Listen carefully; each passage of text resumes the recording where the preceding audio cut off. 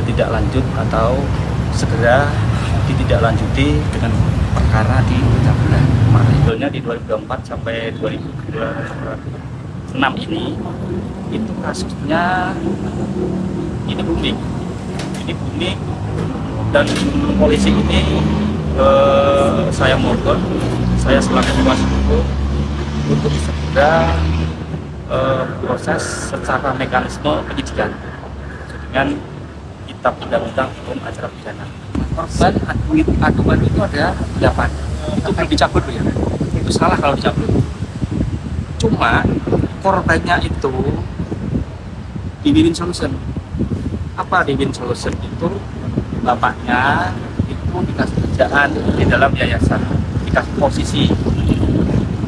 Sebetulnya itu 8 itu menurut keterangan dari saksi, ada yang melihat, dan data-data dari pihak itu lebih dari 30 atau 50 orang. Santriwati ya? Iya, santriwati itu umur, itu ada yang kelas 1, kelas 2. Yang didampingi sekarang berapa? SMA. SMP atau SMP? Itu SMP. Jadi didampingi berapa Pak? Yang saya dampingi itu 1, itu nanti bisa membuka akun atau membuat pintu nanti semuanya. Nanti ada yang bersedia setelah ini ditangkap, Polres Pati rilis di media. Nanti ada 2 orang itu yang siap melanjutkan perkara itu. Mungkin kan ada Sama modusnya. Satu modusnya adalah biar diakui punya, harus tunduk dan patuh. Tapi dengan modus-modus dia pencabulan. Kronologinya seperti apa? Dan ada yang bilang itu juga pemerkosaan. Pak, ada yang sampai hamil atau Menurut keterangan yang saya dapat, tapi tidak di BAP ini ya. Hanya di oknum tersebut. Ini saya bilang oknum ya.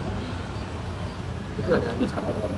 Tapi disuruh kawin oleh menteri santri binaannya, laki-laki.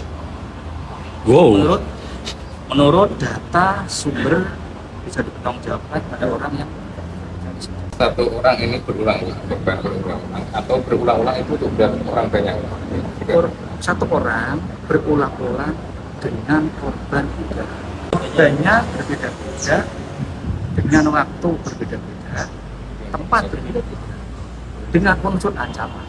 sampai 50 waktu Iya. Di awalnya itu si S ini itu WA ke santri Santriwati.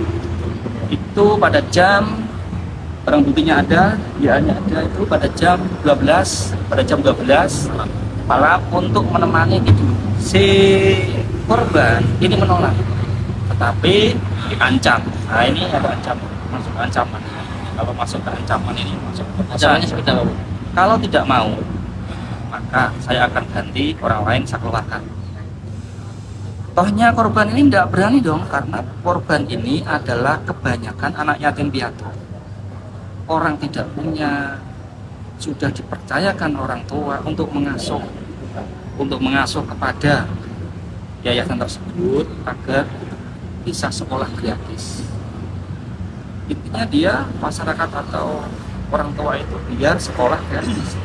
Kebanyakan anak yatim piatu, makanya anak yatim piatu itu di situ banyak yang mau membantu, bos-bos banyak yang membantu semua di sana.